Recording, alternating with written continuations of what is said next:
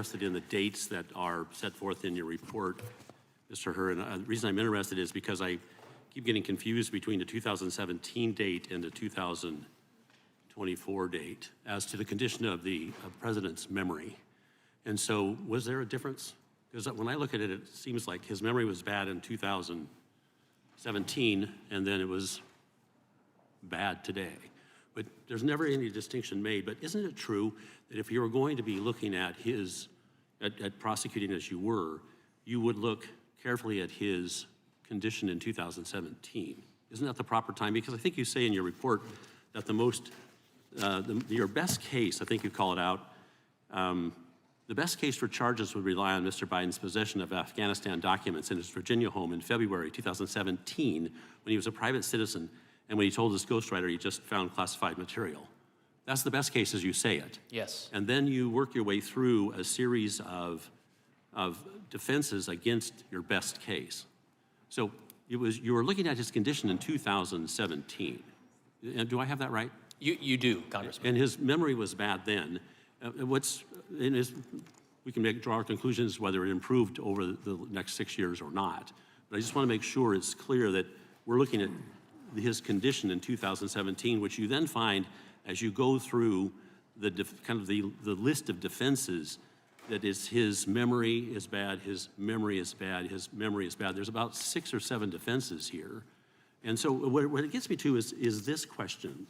And I actually pulled this quote out of something I read this morning, that perhaps your report concluded, and perhaps it did not, that the president is, quote, incapable of being held accountable. But that's not quite what happened, is it? You didn't find that he was incapable of being held accountable, did you? I did not. Those words do not appear in my report. They do not. But you reached a conclusion that you didn't have the evidence, but then your report continually recites these defenses. And I'm having a hard time putting the two together. If you didn't have the evidence, why do you persist in reciting these defenses? Congressman, I wrote my report as an explanation of my decision to decline charges as to President Biden. And the way that I came up with that explanation and wrote it in my report for the Attorney General is the following.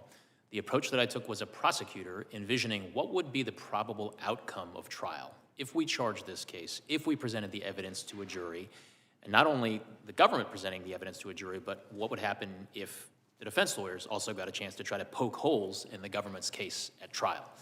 And with respect to one of the several potential defenses that I lay out in the report, one of them does focus on the president's memory-related issues. That is a defense that the president's defense lawyers may well present at trial.